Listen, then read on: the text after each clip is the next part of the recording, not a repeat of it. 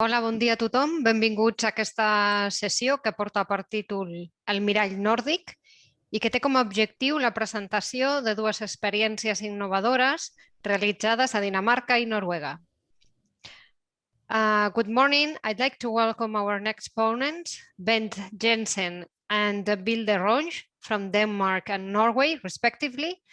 Thank you very much for joining us today and sharing your experiences at this Congress. En primer lloc, Bente Jensen és arxivera de l'Arxiu Municipal d'Aalborg, a Dinamarca, i professora externa de la universitat a la mateixa ciutat. La seva pràctica i recerca es centren en estratègies i mètodes d'arxius participatius i divulgació. És coautora de Connect to Collect, una publicació que recull els resultats del projecte d'investigació Collecting Social Photography, desenvolupat entre el 2017 i el 2021.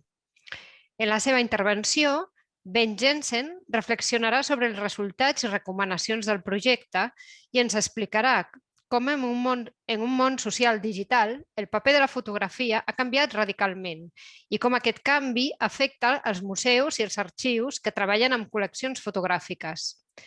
Les xarxes socials i internet és on es troben principalment les fotografies avui dia. Aquestes fotografies ja no es creen principalment per conservar com a records, sinó per comunicar el que ara és present i, per tant, també es tornen fàcilment d'un sol ús. Al mateix temps, la fotografia s'ha convertit en una part social i sovint en un diàleg, una conversa en línia continuada. El projecte Collecting Social Photography ha estudiat aquests canvis i estableix noves línies de relació amb l'entorn i pràctiques de treball innovadores per a institucions d'arxiu i museus que garanteixin la recollida i difusió de les imatges quotidianes efímeres. I sense més, passo la paraula a Bente Jensen. Thanks, Bente. You have the floor. So, I think it functions and the sound functions as well. Thank you. Well, thank you for inviting me to the conference to present the results of the Collecting Social Photography project, which is a Nordic research project, as was said before. First, some brief information about myself and my background. As was just told, I'm an archivist at Aalborg City Archives in Denmark. It's a municipal archive, and the archive holds public and private archives. That means archives from local-based individuals, organizations, and businesses. It holds the second biggest photo collection in Denmark, which means we have estimated 7 million photos in the collections, and they range from the mid-19th century until yesterday. In this paper, my focus will be private, everyday photography, and in its digital born photography we're talking about.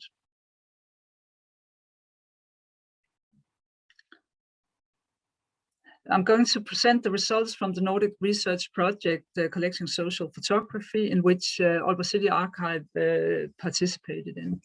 Because of the COVID-19 situation, you can see the project period is extended to 24, so we're actually working on the project right now. The project researches how archives and museums can collect photos in the age of social media. The partners in the project is Nordic Museum in Stockholm, which is a national museum.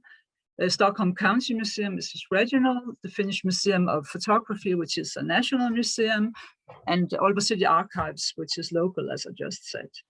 The research partner is the Department of Social Anthropology at Stockholm University. The project is founded by the Swedish National Bank's Foundation.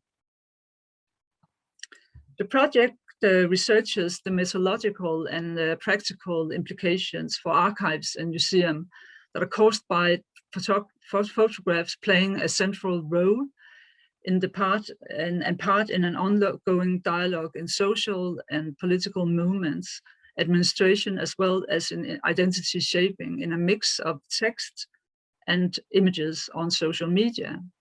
And the question is, how can this mix be transformed into archives and cultural heritage?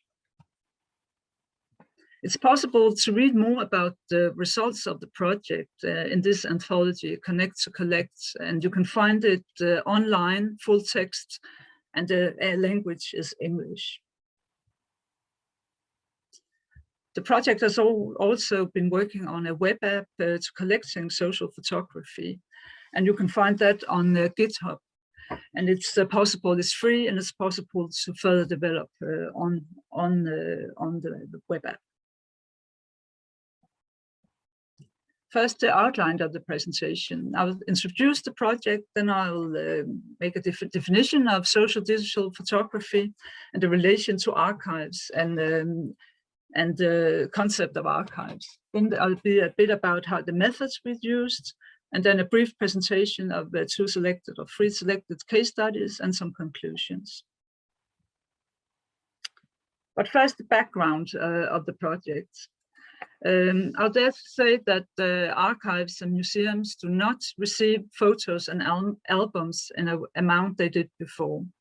Analog material, where it's okay to wait for years before it gets into the archive. At the same time, we observe a new development, which is also relevant and crucial for documenting social and political processes, which includes images and captions. In many ways, you can say they replace the diaries and the letters the archives used to receive or to collect actively. A status quo in the Nordic countries is that most Nordic archives and museums have obtained an experience to acquire or to collect, preserve born digital photography. But few memory institutions have developed methods on how to collect digital photography on social media. In the project, we have mainly been working with Facebook and Instagram as platforms. During the period of time the Kosovo project has been running, the team has been experiencing a growing awareness that social media photography and social media content as such should be regarded as cultural heritage, and it contains records of important activity in an archival sense. The massive use of social media in politics and administration, as well as in social movements as Me Too, Occupy Now, and in the reactions to conflicts and war and sudden disasters as the Stockholm terror attack in 2017, which I'll touch upon later, shows that it's important to work with. At the same time, there has been a growing skepticism and critique of the social media firms. We also felt that during the project. When that said, there's been a positive interest among archives in Denmark in the archival community around the collection of social digital photography, and a willingness to acknowledge that social photography is a dominant way photography expresses itself now and in the future as documentation, communication, and art. Kosovo is based on the assumption that the social digital photograph is considerably divergent from the physical object characteristic in heritage photographic collections. Today, photography is a part of everyday life through ever-present smartphones stored on private accounts in the cloud or easily breakable devices. A major difference from analog photography is a massive increase in participation and the number of images shared. Furthermore, the networked social digital photograph is reliant on its context. It's an assemblage of geodata, motifs, text, emojis, likes, shares, and networks. Photography today can be regarded primarily as a form of communication, a new kind of vernacular where the visual resembles words and language. And as mentioned before, it replaces not only letters and diaries, but also electronic mails. Another problem which the archives and the museums cannot solve is that people in general do perceive social media as archives themselves. As years go by, social media as Facebook and Instagram has focused increasingly on memory, history, and personal archives. And the platforms use terms previously connected to cultural heritage and archives discourses in their approach to the users. Or you could say the companies have added the memory perspective to the business model in order to keep the customers. The delete of photos by Flickr and the MySpace deletings of all data older than 2016 are serious examples which have called for reactions like why Facebook will plunge us into the digital dark age, referring to the instability of entrusting memories and history to private companies, which are under no obligation at all to keep them forever. And you can read more about that in the blog of the project, where there's a couple of posts about that issue. In a survey conducted by the project about social photography practices, these issues were touched upon, and conclusions have revealed that the creators are positive towards the idea of offering their photos to archives and museums when we ask them. Arguments as the institutions worked in a long time span for eternity and long-term preservation are more sustainable than commercial partners. Which methods did we use? User generation, co-creation, and the institution selects. And what you should expect we did not use was big data and harvesting, and I will explain why. As you will see, the archives and museums take different social positions in the process. In some, they have an active role in the creation of data, which in many ways is a break with the traditional archival positivist theory. But it supports the researcher Terry Cook and also the Finnish researcher Esther Huvela's notion of the participatory archives in a digital age. Important is also that the mission of the participatory institutions, museums as well as archives, it's an obligation to communicate and include the users or creators. I know it's different in our countries and it differs from archive to archive.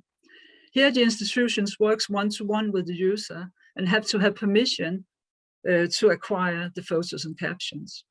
That means it's not possible for us to do harvesting as a method as this, but other institutions have the obligations to do that, and I have two examples of that.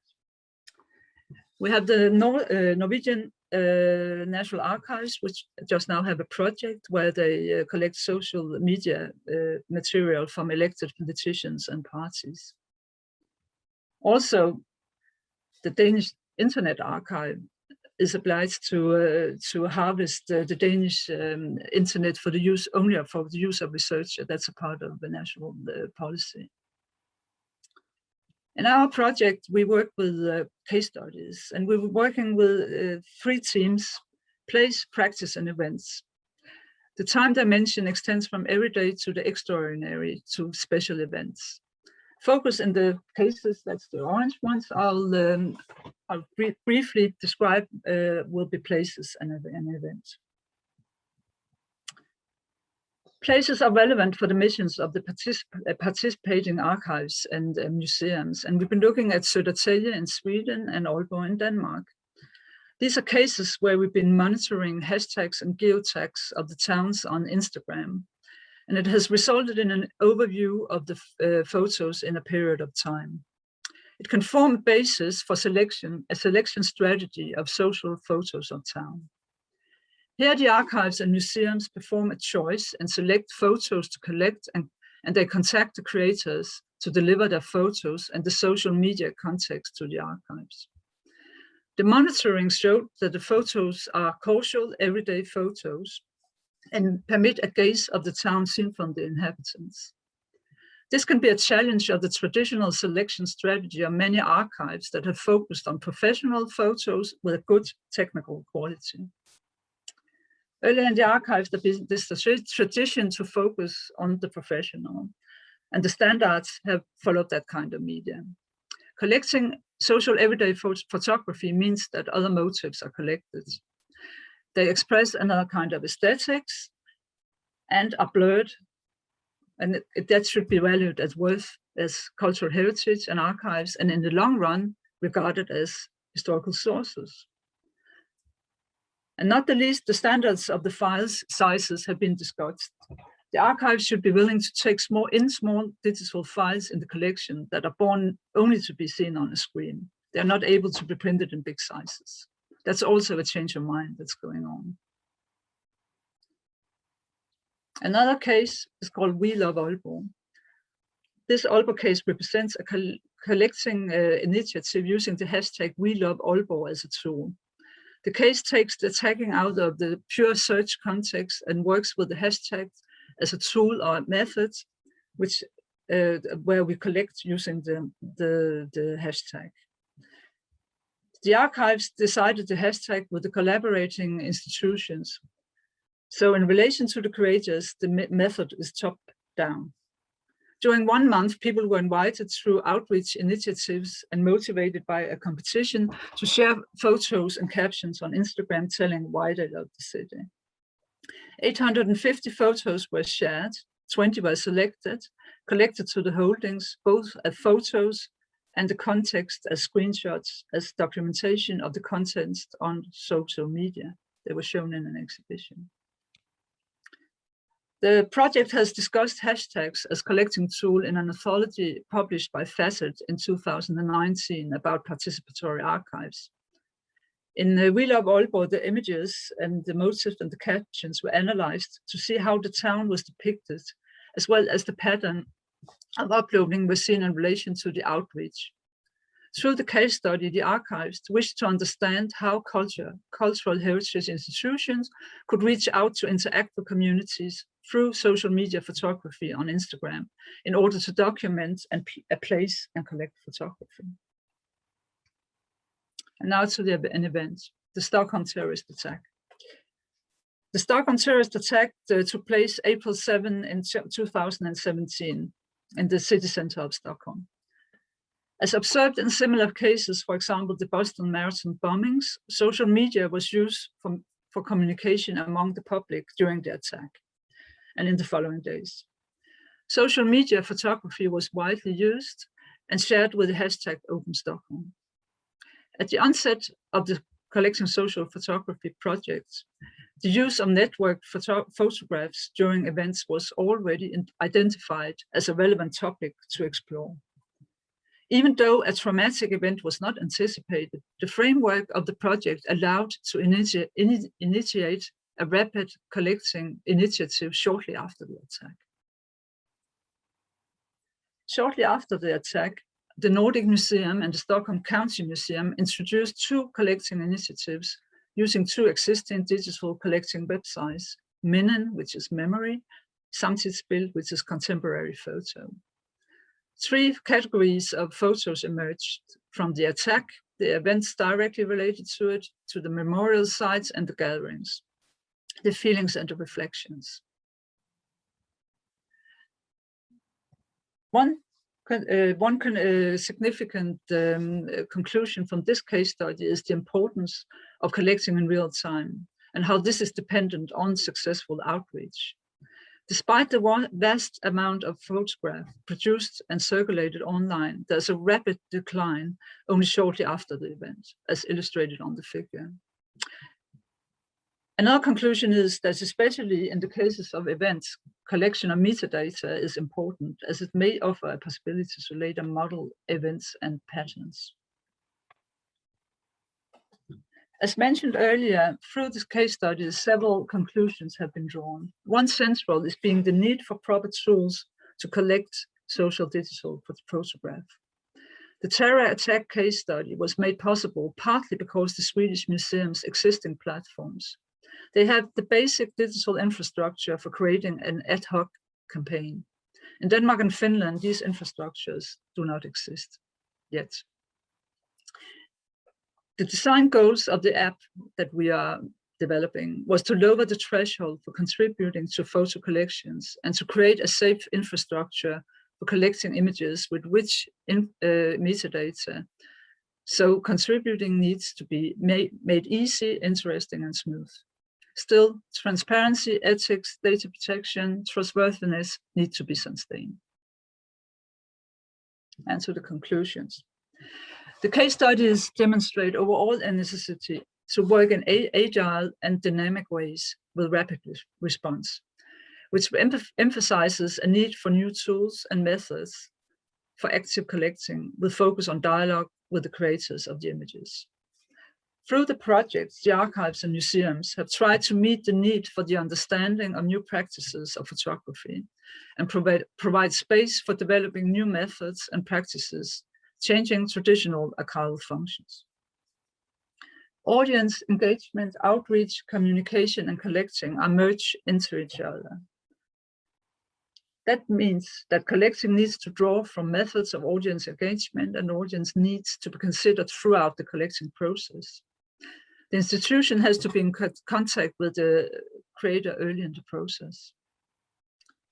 These changes do not have to imply the end of the role of the archivist. On the contrary, curatorial decisions need to be more clearly and open, justified, and communicated than ever before. Also, the enormous amount of photos emphasize the importance of a well-argued selection. Cooperation with the creator does not means that the role of the archivist is less important, but the relationship might be changing. The ephemeral nature of social digital photography and the short time span of event on social media both demand infrastructure and methods that are at hand and can be taken in use without delay. This observation covers any form of born digital data, and social media is an extreme example. Thank you. Thank you very much, Bente. Next I introduce you Vilde Ronge.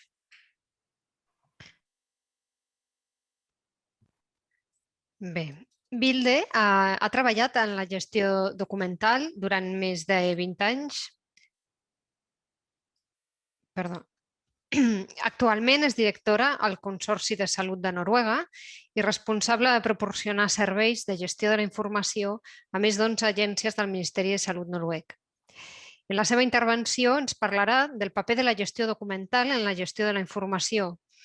A partir de la seva experiència, explicarà la necessitat d'un canvi en la manera de treballar dels professionals de la gestió documental, convertint les necessitats del negoci en la força motriu del desenvolupament i les iniciatives. Des de la seva perspectiva, durant massa temps ens hem centrat en les funcions secundàries dels documents, la conservació per les futures generacions i l'accés públic. Això ha portat a una situació en la qual la captura dels documents és una funció secundària dels principals processos de negoci i no es considera com una part integrada de l'arquitectura organitzativa. Per tant, cal fer un canvi i deixar que les necessitats del negoci prevalguin. Des d'aquesta perspectiva, els documents són simplement un actiu que s'ha d'incrustar en tots els processos. Passo la paraula a Vilde Ronge. Thanks, Vilde. You have the floor. Thank you. And there's my presentation. Thank you. Hello, everyone. First of all, thank you to the Catalan Association for the opportunity to share my thoughts with you. Click. M'agrada ser feliç és més divertit. I hope you understood that. If not, I tried to say something like, I like to be happy, it's more fun. It's a souvenir from Girona that I keep in the hallway of my apartment. A good reminder every time I leave or enter my house. Click. Here's the agenda and the issues I'm planning to cover during the next 20 minutes. I'm going to tell you a little bit about myself and about Norsk Helsenett. I'll talk about who really needs information and records, what are the fundamental principles, and how I think business needs are the ace of spades. Finally, is data really the new oil? Click. Click. Family is important to me. Here you see my daughter, and we're dressed in traditional Norwegian costumes. There are many variations of the costumes, several hundreds, and it's possible to pinpoint what tiny little fjord or valley your family is from simply by looking at the embroideries or the shape or choice of fabric or silver. We're walking archives, really, wearing records. Click. My family also consists of these beautiful creatures. Cats are great animals. I love them to death. Click. I also love archives. Jeg elsker arkiv. And this has become kind of my trademark. We really need to speak well of our profession and what we do, more importantly. We are essential in this information-driven world of ours. I worked with records and archives for more than 20 years and within the whole value chain. I've worked with developing ECM systems. I've been responsible for records management at different organizations. And I've also worked at the National Archives in Norway, which gave me more depth to my perspectives. I'm also very engaged in getting the point across that we need to focus on today and here and now if we are to get something good out of the records in the future. Hence the headline of this talk. And I like this quote, click. I heard at a conference many years ago, metadata is a love note to the future. How true that is. And the future is not only in 100 years from now, but in 20 minutes or tomorrow. Networking is so important in our profession. We have so many huge challenges. We need to bring our bright minds together and share good ideas and solutions. I have been a volunteer in ICA for 8 years, and up until November 2020, I was the chair of section of professional associations. Click. Here you see our steering committee in front of the Royal Palace in Oslo when we had our annual working meeting in Norway a few years ago, including my very good colleague and friend, Marta Menuera. Click. Finally, a photo of me working away in the municipality of Terrassa, together with Teresa and Marta. Click. For the past 2 years, I worked at Norsk Helsenett. Norsk Helsenett is owned by the Ministry of Health and Care Services and has about 700 employees. Click. We're a fairly young company, a startup really, that suddenly has been given a lot more responsibilities, which has led us from being focused on solutions and infrastructure into a service-oriented business. And within 2026, we aim to becoming a digital hub for information sharing and cooperation in the Norwegian health sector. Click. We have 2 business areas. First of all, we're a tech company responsible for a secure infrastructure for the Norwegian health sector and also an e-health service provider to the nation as a whole. The other and smaller business area is the pink column to the right here, being a service provider to all the agencies sorting under the Ministry of Health, covering the areas ICT, procurement, and archives and records management. Click. I have a lot of belief in our business model. We have such big challenges within our profession. So to centralize the records management services into a large and broad spectrum entity enables us to work towards meeting those challenges. We're 65 people in my department now. We have 12 customers, all the agencies sorting under the Ministry of Health, and we serve about 3,000 end users. There is a lot more force and drive behind our initiatives than a small records management team in any one organization. Working alongside other IT entities that serve the same customers also help us on the way of utilizing new technology when moving from manual to automated processes. Records and information should be an asset to all the employees in the agencies, a resource that can be retrieved, shared, and reused. To accomplish this, we need to partner with our customers and be good advisors when they digitalize their core processes so that information governance is a part of their future architecture and digital work processes. Click. So, who needs information and records? Click. Well, I don't need to tell you, but let's go through the illustration anyways. First, there is you, your co-workers, the management, and the organization as a whole. It's the board, if you have one, the owner, the politicians, the customers. The sector might need information, your partners. The citizens certainly need information and records. The press, after all, a democracy is built on having access to information. The future needs information. The historians and the researchers and society at large needs information and records. Without it, we are a society without a story, without the ability to understand our present, without a truth. I like this illustration. It certainly draws up the complexity of what we do, but also it illustrates well the importance of what we do. We have so many stakeholders, though, stakeholders that really need to be, for us to be at our best. It's just that they have all very different needs and at very different times in the life cycle of records and information. I have one big problem with this illustration. For years and years, I think we've been too focused on the secondary functions of records, whereas I think it's in that little house to the left here, all the magic happens. More and more so as we have evolved into a digital society. Click. We have laws and regulations that make up the framework for how the public sector should care for their records. I would say that the fundamental principles are these, as they are stated in the Archives Act and the Freedom of Information Act. Capturing archival resources, preserve and make available these archival resources, and transparency. This is the foundation of how we work with records in Norway. And again, I think it's problematic how we've left out that little house where all the magic happens from the framework. Click. In 1740, due to some financial misconduct in the municipality of Bergen, King Christian VI, who was King of Norway, Denmark at the time, issued a royal decree and sent it up to Norway from his throne in Copenhagen. This decree said that all public organizations in the country had to start logging all incoming and outgoing letters in a journal. The journal had to contain the date of the letter, the sender or receiver, and a short description of the content. And what do you know? These metadata are still mandatory by law today. Today's log or journal is not a book, but a database. And the entire public sector has to use, bound by the Archives Act, a system that fulfills the NOARC standard, a Norwegian archival standard, as their journal. All documents must be registered there regardless of where they are created.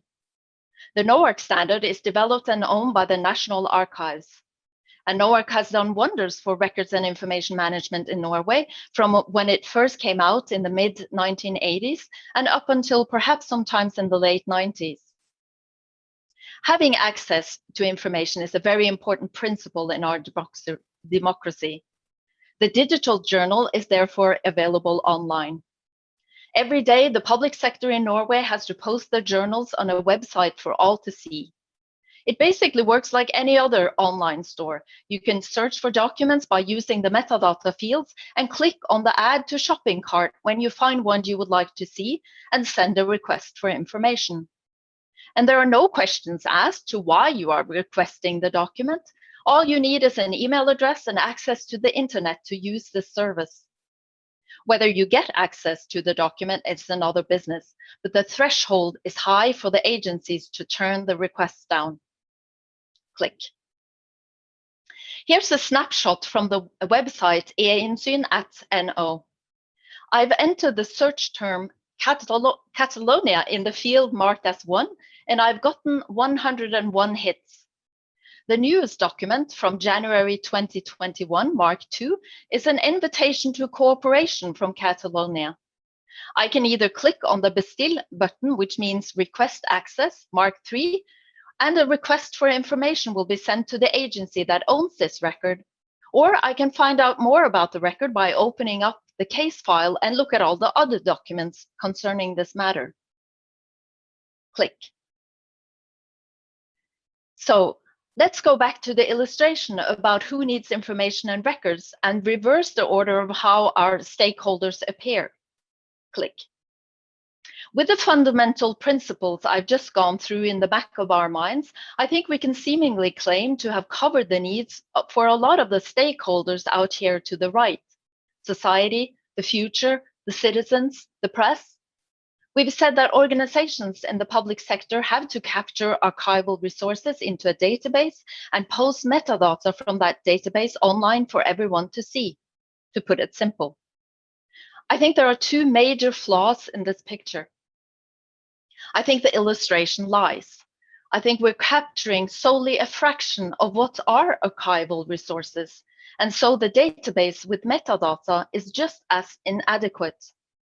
And this leads me to my second point. We're doing it all wrong. We think we can secure our future without having our most important contributors on board, the creators of the records. We have to have this little house where all the magic happens as our starting point. We're not talking about documents anymore, we're talking about data. We're not talking about records anymore, we're talking about information. We're not talking about one ECM system anymore, we're talking about a myriad of business systems, collaboration tools, email servers, etc. And all this chaos inside this little house is where our focus should be. What we're good at, all of our knowledge and experience is needed right here in this house, and they need help. But we must help them not because society needs a story, or the citizens needs records, or the press needs insight to how public funds are spent. We must help them to do their important jobs by doing our job. Make sure that they can retrieve, share, and reuse information as efficient and simple as possible. I'll use some examples. Click. Gloppen is a small municipality on the West Coast. A few years ago, I was at a conference about records management, and there were approximately 200 attendees present when the councillor of Gloppen started out her presentation by saying this: "I am sick and tired of you people." She went on saying that she thought our attitudes stunk. Her point was that Gloppen municipality doesn't exist because the ECM system needs to be filled up with records. It's the other way around. All the records are a result of all the work they do in the municipality. We need help from you, she said, so that the records become a resource for us in our jobs. We don't need eye rolling from you because we don't understand how to use the ECM system. A lot can be said about the way she communicated this message, but I think we so needed to hear it, all of us that were present. Click. Hafslund is the biggest electric power company in Norway, and they worked a lot on how to secure information so that it is an asset to their many employees. Quite a while back, I heard them speak at a conference about their initiative to gain control over all the valuable email that was slipping under the radar. The initiative had come from the management, and it was their ICT department that had worked on the solution, not the records management team. They had aimed for as much automation as possible, and their goal was that the employee had to enter just one piece of metadata. Their solution had led to an increase of 85% from nothing of company emails into their ECM system. I was just in awe. As I said, this was many years ago. The presenters looked out onto the crowd of perhaps 300 records professionals and asked if there were any questions. One hand went up. If all these emails are automatically transferred into the ECM system, doesn't that create a lot of chaos? And shouldn't records managers rather be doing that manually? You know, we need to put stuff like that away and rather put our competencies in good use. We need to accept that the business side is most important, always. Swallow some camels, as we say in Norway. Perhaps in the Hafslund example, there was chaos in the ECM system, but an 85% increase?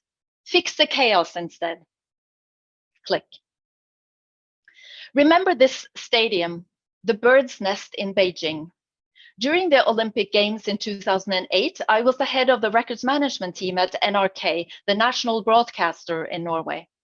I sat at home watching the games on TV, and oh my, NRK is such a professional sports producer, selling their impressive productions all over the world.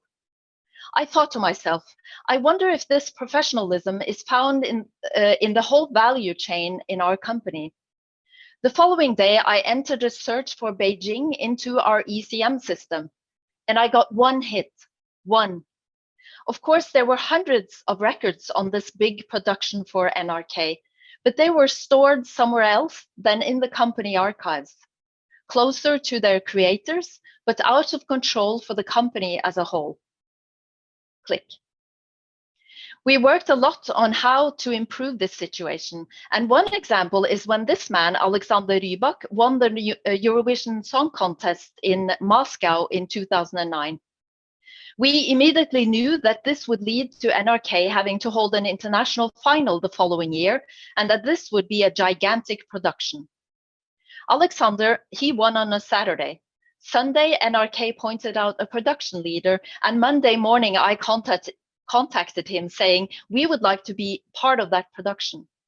So the following year, a member of the records management team sat in on every production meeting right up until the final in Oslo in 2010.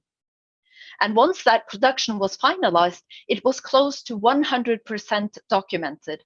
And not just documented for the people who worked on the production, but for the company, making it accessible information when needed in the future without having to know the names of the people who were involved. The flaw in this model was, of course, that we couldn't be a part of every production in that close a manner. However, that's what it takes to be an integrated part of the core business activities as they happen. And in our digital world, that is absolutely possible to do. Integrate good records and information management into every process. We have the knowledge to make that happen. I just know it. We just need to bring what we know to the table. Click. Don't point your finger at me like that. I'm simply trying to do my job, a police investigator at my last workplace said to a team member of mine. His point was that he was trying his best to be a good investigator and balance that responsibility with the fact that he was also supposed to be his own little records manager. And his loyalty laid with the core of his job, no wonder. This investigator became a very good ally for my team and I. He started out by asking, do you think I should spend my time investigating human trafficking, or should I file my emails? And through dialogue, we found the best way for us to give him relief and at the same time find out how much he could do without it being a strain on his real job. A balance that wasn't easy when our tools are outdated and lacking automation. Click. This is where the magic happens. If we partner with the organization, the management, and every employee in a process of making sure that information governance is in place in the digitalization of the business and all the work processes, then I will claim we have solved all the needs of our other stakeholders too, those who are outside of our little house. But we need that very important layer in place first. Click. Many claim that data is the new oil, but it will not become a valuable resource for any business until professionals refine it, like with oil. It will simply be one big gooey mass that is not possible to extract intelligence from. I think information professionals could be those refiners, but then we also need to make a professional shift in the way that we think, work, and move forward. We need to come in on the business side and make sure that we sit around the table when innovation and digitalization is happening. I'm very optimistic when it comes to our profession. I think it's absolute. I think the possibilities are endless, really, and that we are much needed. I think the biggest challenge for us, perhaps, will be to get our foot in the door, making others understand that we're bringing very important value to the table, to the huge digital transformation projects, instead of ending up simply justifying our position all the time.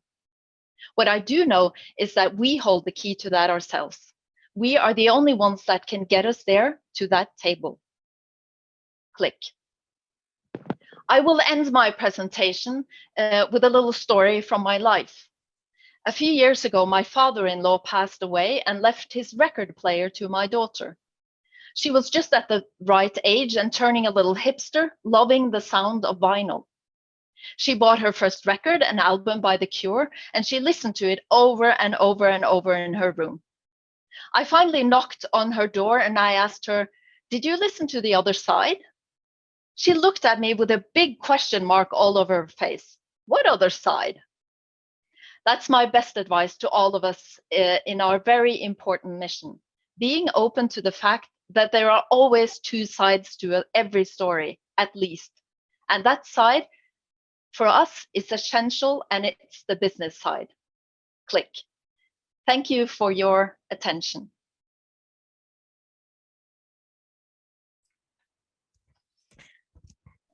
Thank you very much, Vilde. No sé si tenim alguna pregunta per part del públic.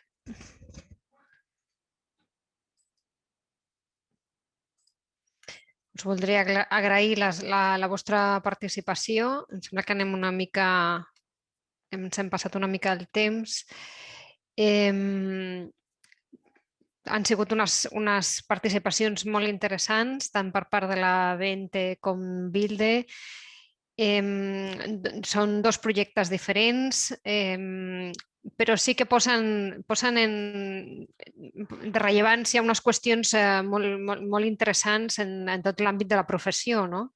En el sentit que, en el primer cas, des del meu punt de vista hi ha un trencament, no? També del paradigma arxivístic que hem fet servir fins ara, no? Sempre ens hem centrat molt en rebre la documentació original, sempre tenim aquesta necessitat de tocar, no? Venim del món analògic i quan passen esdeveniments, com per exemple m'ha fet recordar el tema també a Barcelona, malauradament, l'atemptat de les Rambles, no?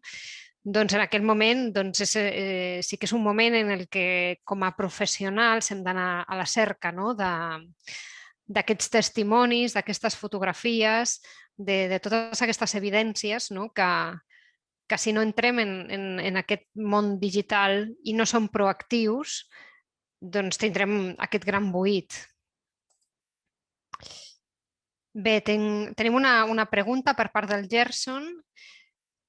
And he says, do you think it's important for archives to be present on social media like Instagram or TikTok and stay tuned to new networks, not only to spread the documentary, but also as a way to stay connected to 21st century society?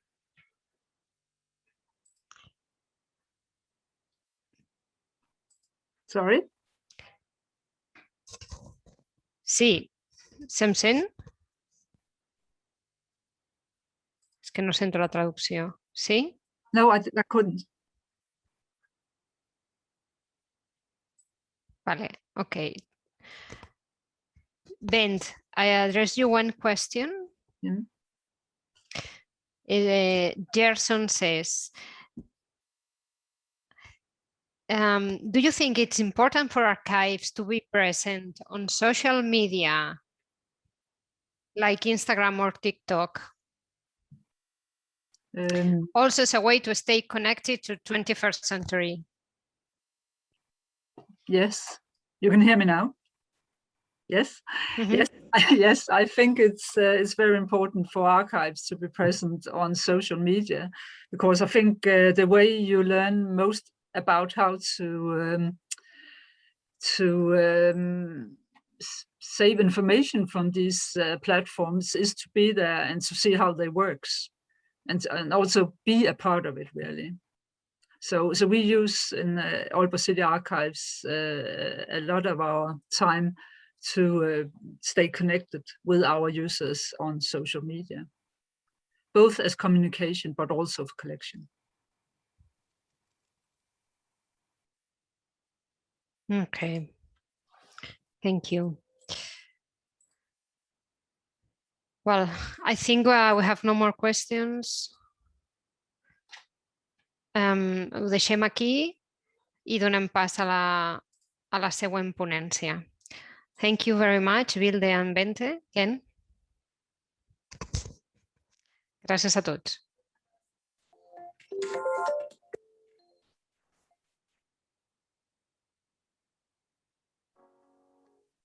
GD es el componente de la plataforma G11 que facilita el proceso de gestión documental y archivo al resto de herramientas de la organización. Podrás gestionar las necesidades de cualquier tipo de archivo, desde el archivo físico clásico hasta el electrónico o híbrido si lo necesitas. Se adapta a cualquier política de gestión documental, pudiendo configurar tanto metadatos de normativas y estándares de descripción archivística existentes como metadatos propios. Comenzaremos con la definición de las fases de archivo que necesitemos gestionar, estableciendo por cada una de ellas los posibles depósitos, pudiendo ser físicos o electrónicos. Los depósitos físicos son completamente personalizables, tanto en niveles de almacenaje como en unidades de instalación. Define los diferentes fondos documentales, configurando cuadros de clasificación, describiendo las diferentes series documentales y estableciendo sus correspondientes tablas de valoración. Podrás localizar y acceder a las series documentales navegando de forma gráfica a través de una estructura en árbol o utilizando el buscador a partir de cualquiera de sus descriptores. Para describir la documentación, podrás definir esquemas de metadatos de cada entidad y sus relaciones, personalizando los formularios de introducción o búsqueda de información, así como su presentación al recuperarla. Podrás describir las actividades y asociarlas a series del cuadro de clasificación, que pueden tener a su vez asociadas las regulaciones, disposiciones o normativas que aportarán otro nivel de descripción al expediente, cuya información será producida y custodiada por diferentes tipos de agentes. Una vez adaptado a la política de gestión documental, el sistema recibe la documentación desde las diferentes herramientas para gestionar su ciclo de vida. En la fase de captura, los expedientes y documentos ingresan en el sistema. A partir de este momento, se van vinculando los diferentes agentes que intervienen. Se le asociarán identificadores únicos y una primera descripción mínima. Y dado que los expedientes son el reflejo de un procedimiento o actividad, GEDE permite su clasificación automática en la serie documental. Conforme avanza la tramitación en el resto de herramientas para dar respuesta a diferentes actuaciones administrativas, se incorpora nueva documentación, se actualizan los metadatos o se vinculan nuevos agentes. Vamos completando así la descripción del expediente a lo largo de las diferentes fases. A partir de la información almacenada en el sistema de gestión documental y archivo, podrás localizar fácilmente la documentación mediante diferentes opciones de búsqueda. Sencilla, por un término relativo a cualquier descriptor, o incluso búsquedas más complejas, combinando filtros de diferentes campos o incluso de diferentes entidades relacionadas. Tras lanzar la búsqueda, recibirás un listado con los recursos que cumplen los criterios establecidos, permitiendo acceder al detalle de cualquiera de ellos. Si es una búsqueda frecuente, recuerda guardarla con los filtros preestablecidos para relanzarla en futuras ocasiones de forma rápida. Finalizada la tramitación del expediente, se habrá llegado a su versión definitiva.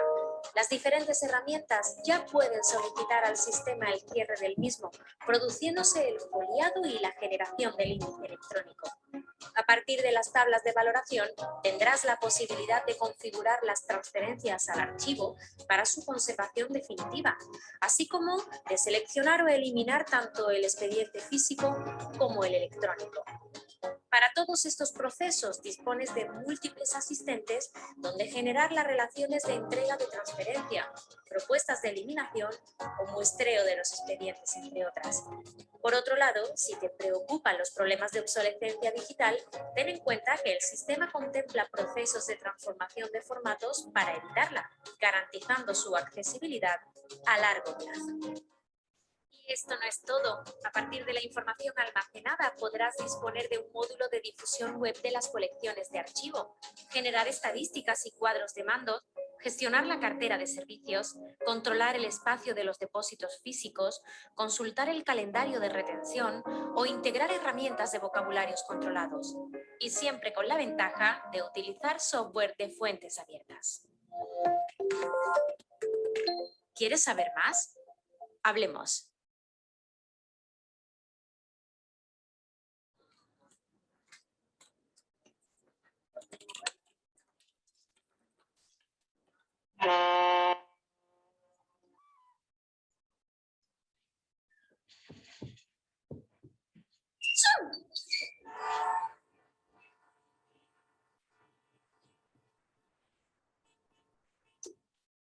¿Estás cansada? Todos estamos cansados de ver estas situaciones de pobreza, hambre, cambio climático y no obtener respuesta. El planeta está agotado y hay que pasar a la acción. La Agenda 2030 nace para afrontar esta complejidad y disponer de un marco para actuar todos juntos a partir de unos objetivos comunes. Systems ha desarrollado un sistema de indicadores que ayuda a las administraciones locales a cumplir con sus compromisos de sostenibilidad de la Agenda 2030, alineados con el Plan de Acción Municipal. esta iniciativa requiere integrar gran cantidad de datos, establecer unos indicadores medibles y hacer que esta información sea útil, transparente y abierta a toda la ciudadanía. Esta herramienta permite medir datos sobre biodiversidad, economía e innovación, movilidad, eficiencia energética, servicios sociales y sanitarios municipales. Este es el primer grano de arena para que, con la participación de todos, miremos hacia el futuro en positivo y la Agenda 2030 se abra camino en los ayuntamientos españoles. Caminamos hacia la sostenibilidad. ¿Y tú? El servei de cita prèvia de la teva administració permet a qualsevol persona ser atesa amb la màxima seguretat, evitant esperes, cues i desplaçaments. Reserva cita en qualsevol moment i lloc des de qualsevol dispositiu connectat a internet per a formular sol·licituds, consultar informació o aclarir qüestions relacionades amb un tràmit ja iniciat. Tot això seguint uns senzills passos. Accedeixi a l'apartat de cita prèvia de la seu electrònica. Seleccioni el servei i agenda en el qual desitja sol·licitar cita. Triï el dia i hora de la cita entre les que estiguin disponibles. T'ofereix la possibilitat de reservar cita per ser atès presencialment per telèfon mitjançant una trucada que rebrà de la seva administració o a través del nou servei d'atenció per videoconferència. Tan aviat com es confirma la cita, s'envia un missatge per correu electrònic amb els detalls d'aquesta. El dia de la cita podràs presentar-te a l'oficina d'atenció al públic, rebre una trucada telefònica o connectar-te per videoconferència amb el servei sol·licitat a l'hora acordada.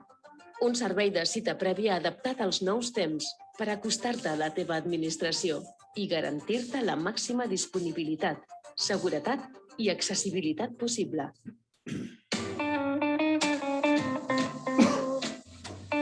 Per una gestió senzilla de tots els documents i expedients tramitats per l'entitat, és necessari aplicar un model simple que permeti gestionar el cicle de vida dels documents. Les plataformes d'administració electrònica de Vilde Ronge inclouen un model de gestió documental i arxivística que garanteix el correcte tractament i conservació de tots els documents gestionats per l'entitat. Tant els documents que es capturen a través del registre electrònic de documents i de la seu electrònica de l'entitat, com els que generen el gestor d'expedients i documents, resultat de l'activitat de l'entitat, s'emmagatzemen de forma centralitzada i segura al repositori documental de la plataforma d'administració electrònica, acompanyats de les metadades de preservació i gestió, classificats segons el quadre de classificació documental de l'entitat. Existeixen altres sistemes productors de documents i expedients que emmagatzemen tots els documents que produeixen el repositori documental centralitzat, inclòs a la plataforma d'administració electrònica. Els calendaris de transferència configurats per l'entitat al mòdul d'arxivística de la plataforma d'administració electrònica permeten automatitzar la transferència dels expedients i documents a la plataforma de custòdia i preservació digital utilitzada per l'entitat. Els expedients transferits són conservats a la plataforma de preservació digital fins al moment de la seva destrucció o conservació permanent. Gestiona simple i eficaçment tots els documents i expedients de la teva entitat amb les plataformes d'administració electrònica de Vilde Ronge i els seus mòduls d'arxivística.